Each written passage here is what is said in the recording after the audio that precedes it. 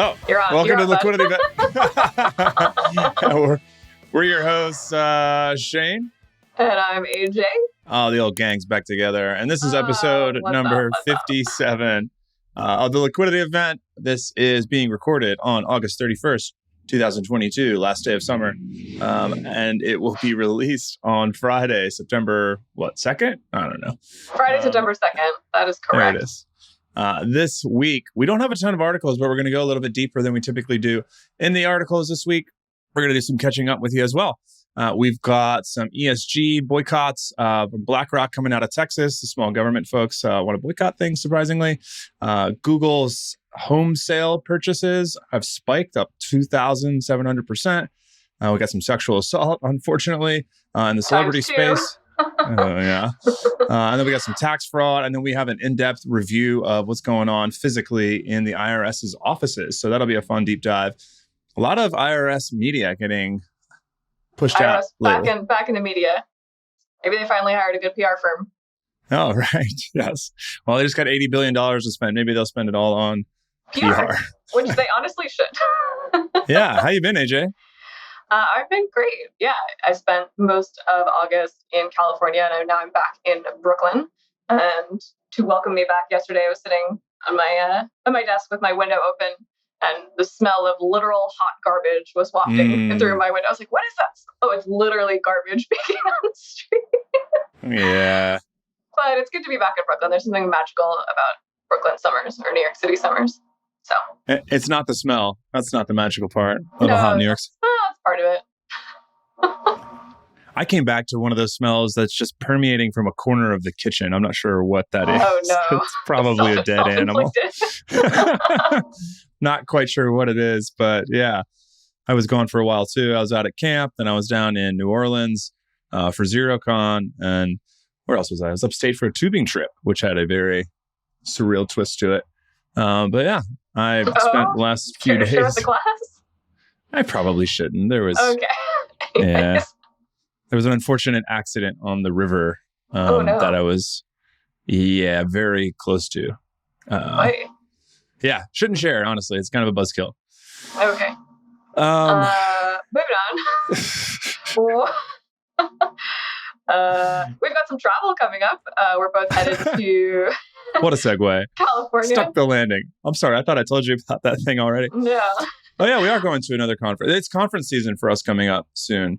Yeah. So I think the way conference season works, because I haven't been COVID was usually before COVID was when the last time we could go to conferences, and we weren't quite the size of a company where we could go to all the conferences or were really needed to go, really. Right now, it feels like we're going to one we literally are going to one every weekend starting now through the end of October. Right. Much. So I think the conference season is just after tax season. There's a bunch of conferences because wealth managers and accountants can't really do conferences then. So it's late April, May. And I think the summer dies down for a while when people do all their vacation. And then in August, September, October, there's a ton of conferences. So we're going to XYPN in Denver. We're going to Future Proof in Huntington Beach, just south of LA. What else do we have? I'm going to the NASPP, the National Association of Stock Plan Professionals in Chicago, Illinois. Sorry, this is a adult podcast, everybody. And what else do we have? We got some other stuff coming up. Oh, we're going to TOECon in the Philippines as well. Oh, hell yeah. Yeah. Hell yeah. So what are you thinking? Where are we going with this? We continue to catch up. Are you watching, AJ? I need to know what you're watching these days. Oh, I am watching some really cool stuff these days. Last night, I just finished Cleo, Kleo. It's a Netflix show about an East German Stasi assassin at the very end of the fall of the Soviet Union. So it's Berlin Wall comes down. It's very cool. It's highly stylized. It's a little Wes Anderson-y. It's brutal and a little bit gory, but kind of wacky. It's awesome.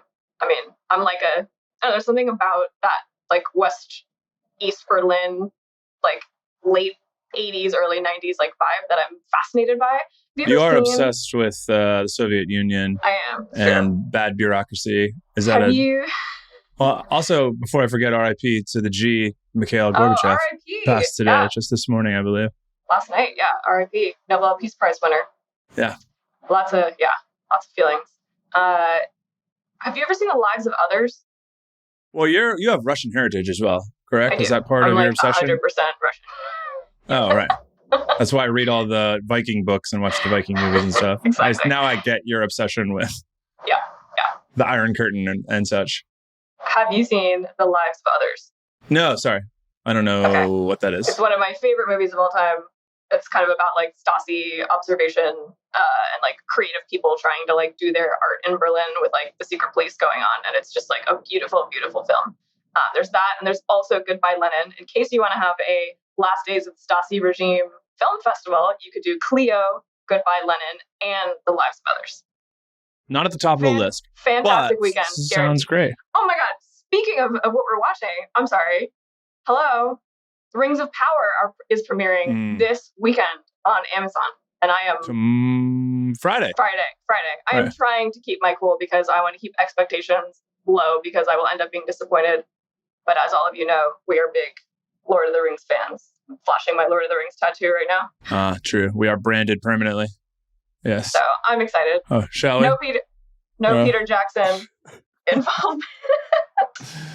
Gotta shave my armpits. Anyway. Well, you're in Brooklyn, so we could have the boys are planning a... Oh, I'm having a party. Are you coming? We are literally having a party. So here it is. Oh, like a party or like a watch party? I'm having like a let's all sit on the couch and watch the show party. So it'll be a party till the show starts, then it'll be a watch party. Okay. Yeah. All right. I Anyway. might stick to my party. Anyways, let's talk about Texas. Speaking of parties, we've got a Texas blacklisting. What? That's the segue? All right. That's great. It's a party. It's an oil party in Texas. Texas there we go.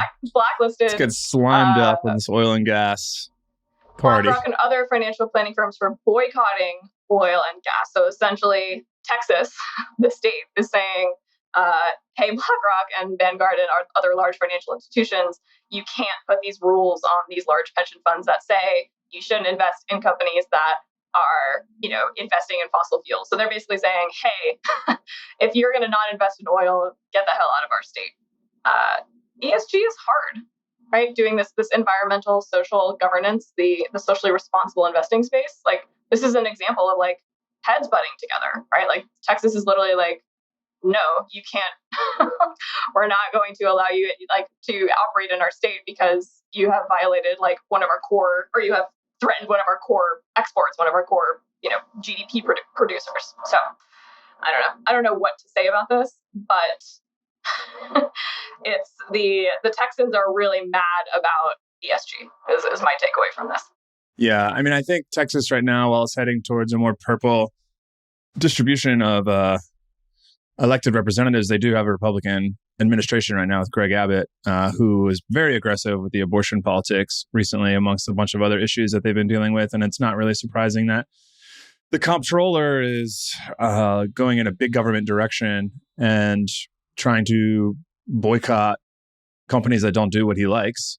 Kind of find it ironic that it's a free market, Texas rootin' tootin' society, and that here we have boycotts within the government for people that don't support them, including BlackRock, who there's a quote in here that they do not consider themselves to be an ESG company. They simply have ESG funds, just like Vanguard and a bunch of other giant companies do. By the way, those ESG options are mostly created for the purpose, because there's demand. It's not like they're creating supply and manufacturing demand. This is what people are asking for, right? And they just create the option for them. And just because there's a ton of money in those funds, because they are the biggest investment companies, and there's a bunch of money in those funds because there's a bunch of demand, doesn't mean that they should be penalized for it. And I think it's just really silly. Also, it shows how hard it is to be a good corporate citizen in a capitalist-driven society. Right, ESG is in the eye of the beholder. Like, define ESG, ask 1,000 people, you'll literally get 1,000 different answers. Totally different answer. Yeah, my version of ESG is that I don't want to invest in companies that support abortion because that is my religious belief. Versus, someone's other interpretation of that is I don't want to invest in any companies that pollute rivers and streams. Like completely different versions. But BlackRock, they're saying one thing over here. They're saying oh no, don't worry, Texas. Like, we have invested $100 billion in oil. And then over here, they're writing this sustainability letter to shareholders saying they're going to commit $100 billion to ESG by X date. So it's like, it's double speak. talking about, speaking of totalitarian societies like 1984, they're literally just saying the same thing to different people.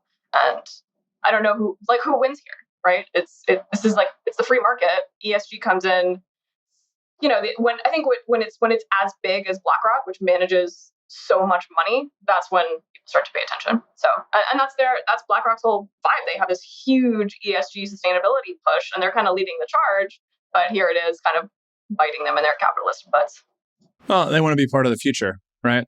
And unfortunately, ESG is part of the future, Texas. So if you do want to be a part of the future, then continue to invest in renewable energy and move your ass and start to support solar and wind, et cetera. I mean, this all comes back. Every problem comes back to the same thing, which is, in my opinion, which is money and politics. I mean, why is this government give a shit about supporting oil and gas? I mean, there's not even a state income tax in this state.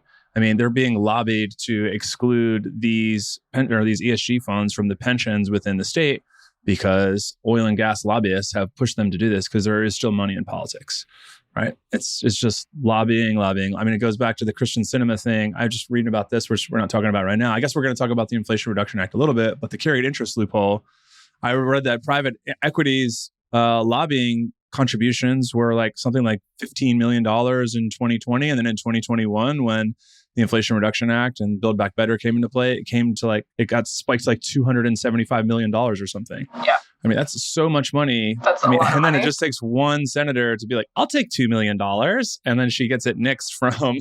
Right. I need a new Tesla. Yeah. Like that. I'm up for re-election in 2 years. I really need the money. Yeah. I mean, this quote is, the ESG movement has produced an opaque and perverse system in which some financial companies no longer make decisions in the best interest of their shareholders or their clients, but instead use their financial clout to push a social and political agenda shrouded in secrecy. In secrecy. Secrecy. The secrecy is the science that our planet is getting hotter. Like, I don't know how, it's not a secret, Texas. Like, you walk outside, folks. Like, there's no secrets here. Yeah, so I agree that lighting the universe on fire, the earth on fire, is good for shareholder profits. That is not the only thing that matters, it turns out. Right? I mean, that's the plot. That's the message of that great movie, Don't Look Up. Did you see that? Of course, yeah. I love Don't Look Up. It's hilarious. Yeah, it's like resources, profits, and then actually the world's ending. And it's such a great metaphor for what's happening on a small scale like this. Leonardo DiCaprio just broke up with his 25-year-old girlfriend again. Did you see that? No, Speaking of Leo, did you know he's never dated anyone over 25? He's 47, I believe. There's a great chart on Twitter that shows his age going up and to the right continuously.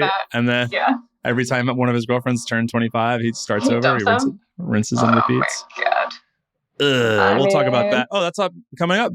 Sexual assault or sexual misconduct. Not that that's sexual misconduct. Yeah. We don't want to put that in the same sentence. Sorry. Excuse me. That's a preference.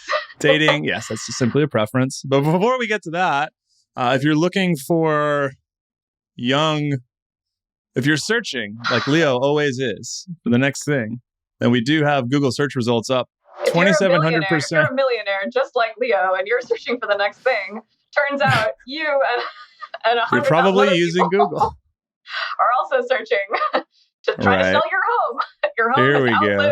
Your home has outlived its purpose. It is no longer giving you joy or. Oh, wow. Okay.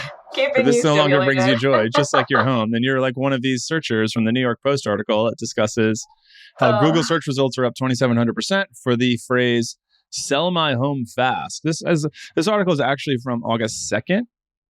Well, yeah, it's a little old, but we're still within the same trend within the economy. Essentially, interest rates are rising, which is pushing down people's ability to afford homes. I went through some home purchasing attempts recently, and there literally are identical homes right next to each other that I bid on both of them. And one of them had 30 plus offers. And the second time I went to bid, just a few months later, there was 7. So things are a lot different now. I still lost in both cases, so that's not different. But your agent is on it. I got some secret intel there. They think you're going to be okay. Interesting. For those that don't know, AJ and I use the same mortgage broker. So. We use the same everything. Yes, we do share a brain. It's a lot easier to duplicate things. Anyway, so people are thinking, I find this very funny. I mean, do you really want to be a buyer in a market where people are spiking the search, how to sell my home fast, like how to dump this asset onto somebody else? Please. Oh, really? Yeah. I mean, that's what we're seeing. The trend is that the problem before was that the market kind of got flooded and everyone was in this frenzy. But now if prices are coming down because interest rates are going up, cash is a lot more expensive. There's more inventory. So we should start to see prices come down. If 100 people in your small town put their house on the market at the same time, there's more inventory, less competition, hopefully. Right. But if we're looking at like the bell curve of prices being high because interest rates are low, thus your payment can be less expensive to you, which can push up the purchase price. Do you want to be purchasing right at that tip before prices start to decrease because people have less money or cheaper capital? Sure. It could be the worst moment right now because we haven't seen the price dip. Buying at the peak. Yeah. Buying in late 2007 or mid 2008. Yeah. I think it's also good because, the 30 offer mania was not good for people, for anyone. I mean, it was great for the sellers, right? Sellers and the real estate agents. It was really great for them. Right. But now we have a ton of clients who just were desperately just trying to buy a home for their kids, all throughout 2021 and just couldn't. It just kept getting beat out. So hopefully we'll start to see that slow down a little bit. I still don't understand the housing market. I have a deep, deep theory that everything is owned by 15 people. They just keep snatching it up. Like, how are there not enough? I shouldn't be admitting this on the podcast that I don't understand the real estate market, but a lot of things shift very often in this space. And sometimes they blame it on Blackrock as an institutional investor that's buying up single family homes. That's the current blame, right? Like that's the current finger pointing is that it's the institutions coming in with all cash and beating out all these actual families. Right. And then it's the foreign investors. There's the Chinese buyers, the Russian buyers that are trying to put money in a stable government. They don't have to worry about it being snatched from them, where there's rule of law is the case. Everyone always likes to blame big people and foreign people that they don't understand, right? But it's more to it than that. Speaking of dealing with difficult people in places of authority with a lot of money, we have this Best Boss in America accused of sexual assault article in the celebrities and billionaires section. You're shaking your head, AJ. Yeah, I hated this. This article made it through a bunch of different publications, of course. It's a very juicy article, but this CEO of Gravity Payments, Dan Price, was also in the news every 2 fucking weeks for months based on all of his tweets and Instagram posts and his policies at his small company up in Washington. I was honestly a little bit annoyed at this guy as well for a while on Twitter and all the publication he got for his tweets. I'm just wondering, like, does this guy do anything but tweet? I always wonder that when there's people just constantly tweeting and building up huge followings on Twitter, especially if they're not truly thought leaders or, I don't know, this guy's got long hair.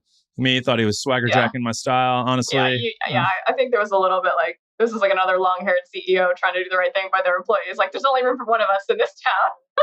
Yeah. Well, there were 3. I guess now we're down to 2. I still look at... Oh, right, Newman. No, well, Newman... Yeah, everyone with long hair seems to get canceled eventually. Well, I was actually thinking of the guy from Ultras, the Jason Wink. Oh, Jason Wink, yeah. Yeah. Mm-hmm. No comment. So, anyways, so this guy was like always in my LinkedIn feed. His most famous proclamation, the thing that like got him on all the talk shows, was he's like, I'm a CEO and I'm going to pledge to pay all my employees make $70,000, which I think that's basically, I'm guessing, this is just me guessing, that's pegged to various happiness studies that have been done, that if you make around $70,000, you have enough to pay rent, feed your family, and you're going to be happier. So basically, like, I'm going to pay my employees a true living wage, not minimum wage, an actual living wage. So that got him on all the talk shows and then kind of catapulted him to this Twitter, I'm the best CEO in America, faux celebrity status. And it turns out he was doing some not so great things to a lot of women.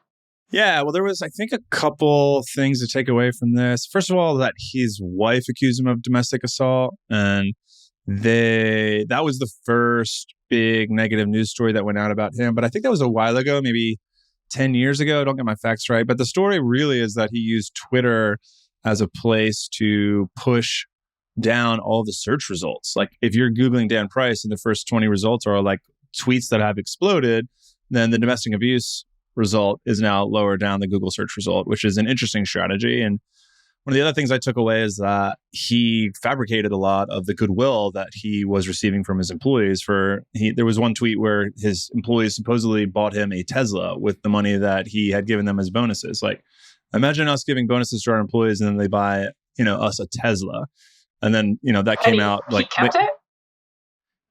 I believe he kept it, yeah. And either way, it was his idea. And I'm pretty sure that it was company money and not actually the employee money. It was like all fabricated. Like, they asked the marketing department and they were like, yeah, that was Dan's idea. Like, we didn't want to buy him a Tesla.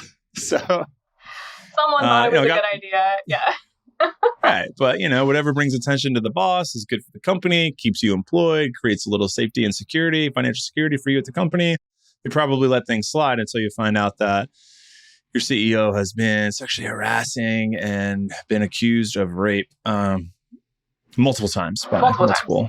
A lot of allegations there.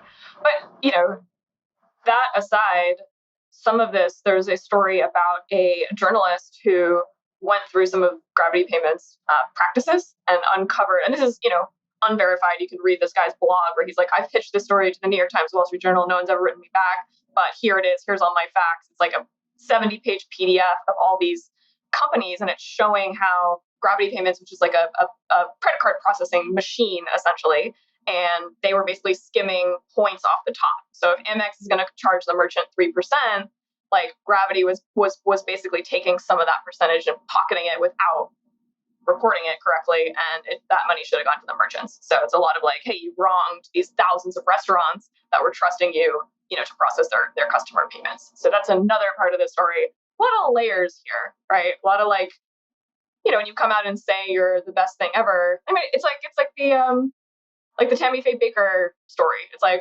we proclaim this like amazing goodwill, and it's all built on that, and then it comes crashing down, and you find all these layers of corruption and cheating people and not paying people what they're worth, and just nastiness all around. Yeah, as if restaurants need any more right. Well, that's issues. What you think of. It's like a mega church, right? It's like, that's kind of what he was. And that's like this godlike figure of a CEO. Like, I'm so altruistic. I'm going to pay everyone a living wage, like love me, and, have Jimmy Kimmel kiss my feet for being the best boss in America. Like, we better be able to back that up. Like, you better be that good person. And it doesn't seem like we had that meat on the bone, as you would say. Yeah, as I would say, yeah.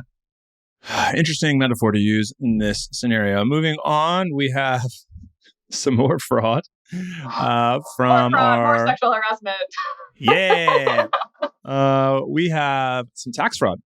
And to add to sexual assault in Yoga to the People, this is an article from The Cut. Yoga to the People leaders are arrested for tax fraud. This is interesting to us for a number of reasons. Do you want to tell people did you go to Yoga to the People? Oh yeah, every day for many, many years. Yeah, Yoga to the People was a New York City and Brooklyn-based yoga studio, and their whole thing was it was donation only. So you could literally go to a class. It wasn't quite for free, but it was like $10, and it was a hot yoga studio. So something that might usually cost like $30 elsewhere was incredibly cheap at these studios. So I would go to the one in Williamsburg all the time for years, from like 2010 to 14. And it was a really nice studio. It was great. As a paying customer, I was like, this is a great deal. But apparently there was fraud and tax evasion and some sexual harassment and not paying workers and, posing as a charity when you're not really a charity. Lots of typical nastiness going on behind the scenes. Have you ever been to a hot yoga class, Shane? Oh, I've been to many. Yeah, I'm trying to remember if I've been to Yoga to the People, because I was never a consistent visitor of a single yoga class. It was like right off McCarran Park. And the studio was so cool because you would see the Russian Orthodox church spire like from the room. It was really pretty. It was like a really nice view. Oh yeah. Yeah. Beautiful. Did you hear that? That's our ratings dropping, talking about very specific to me. You hear that sound? No, I mean, did you hear that sound? No. So yeah, I mean, the takeaway here, what's interesting about this place is it's cash donations based. So you pay whatever you want. And then they had, according to these allegations, they would have donation stacking parties at a St. Mark's apartment, which is like the party neighborhood in New York. Right, So well, the owner is their main location was on St. Mark's. I think that was like Okay, their big Manhattan gotcha. location. Yeah, so they would get all the cash donations together and essentially just count the cash like drug dealers and add it all up, and then not put it in the bank so they could avoid taxes on it, which is a great way to be successful as a company if you never get caught. It's a lot easier to be successful when you don't have to pay, 30% of your net income to the government like every other competing company does. And you can reinvest that Just in pay your additional damn locations taxes. or branding or... And it wasn't just that, it was also the shadow work. Did you go to the Instagram page where there was shadow work? Yeah, not and to the be too employees... local, but like a lot of the yoga teachers that I have taken since then were like very impacted by this. They were teachers at that studio. So I've been following this story for a number of years. This is the tax fraud part is like the recent story, but this guy's bad dude and bad things were happening there. It's been going on for years. Right. So they were getting people to work for free, working the desk, doing janitorial services, all within the guise of it being a community-driven, democratized utopia. And it turns out that they were using all those cash donations to not pay their taxes, but instead buy horseback riding lessons, NFL season tickets, throw big parties, lavish lifestyles, and also sexually harass the staff, which is not surprising. Yeah, the tax fraud here is pretty astronomical. It's almost $20 million in business tax. Over the course of like 7 or 8 years? Over the course of 7 years. Yep. God, that must be so fun to be an IRS criminal enforcement agent and work on a case like this. Just like, oh, yeah. You guys thought this was a democratic utopia and you guys were sexually harassing your staff and you're going to NFL season. Like, it just must be so much fun to just like uncover what? Except what? Yes, and it must be so fun for an IRS agent because they've got all that. Except if you're an IRS agent, you're literally working in a basement beneath a pile of file papers because the IRS is so underfunded, which leads into our next story. Wow. It really interrupted me to get that segue in. Yeah. You rat bastard. Sorry, you were saying. Wow. Anyways. You want to talk about this opinion article from Why the IRS Needs $80 billion? Look at the cafeteria, the article from Washington Post. Yeah, so the Inflation Reduction Act, aka IRA, aka the worst name bill of all time. Yeah, not a fan. Includes $80 billion to fund the IRS because it has historically been hilariously underfunded. And we get a glimpse in this article. This journalist actually goes in with their camera and takes pictures of the cafeteria. The Austin office. Yeah, the Austin IRS office, which is literally banquet tables in the cafeteria stacked with piles of paper and files. This was just, it's eye-opening, but I don't know. I hope that money goes to something, but who knows? We have to look at a budget from them. Yeah, when I did my Inflation Reduction Act deep dive with Ryan, I woke up in the middle of the night like, I totally forgot to talk about the $80 billion that's going to the IRS. Yeah. And I was going to call in. Yep, a minute and 30 seconds. Yeah, now I'll have to save it for another time. But I do want to do the top 5 names for the machines at the IRS, according to this article. We've got Scamps. So they did a tour of the IRS processing unit. It's like a quarter mile or half a mile long. If your tax return goes in the front door, it goes through these different machines. There's the Scamps machine, which opens and sorts the mail, which apparently only one guy knows how to fix if it breaks. So when he leaves, they won't have a replacement. There is the candling process where a guy looks at opened envelopes and he holds it up to a candle or a light to make sure that there's no pieces of mail left inside. Since the Scamps machine might have missed it, he says he finds about 3 docs per 1,000 documents. So it's 4,000. So that must be a really cool job. There's then the Tingle table where the open documents go to be sorted between different cubbyholes. This was invented in 1965 and was quote unquote cutting edge technology for its time. Also featured in the David Foster Wallace book about the IRS office, The Pale King. COBOL is the language it's running on at the IRS, and the Nibbler opens up oddly shaped envelopes. So those all sound like Harry Potter things. Yes. the Nibblers. Yes. Yeah. Well, definitely check out this article. It's a Washington Post article called "Why Does the IRS Need $80 Billion?" It's very visual. As you scroll through, you get to see all the amazing photos. They needed people. Trust us. Thanks so much for listening to the Liquidity event. You have been a wonderful audience. You can find us at brooklynfi.com/episode 57. We'll see you next week. Bye. Bye-bye.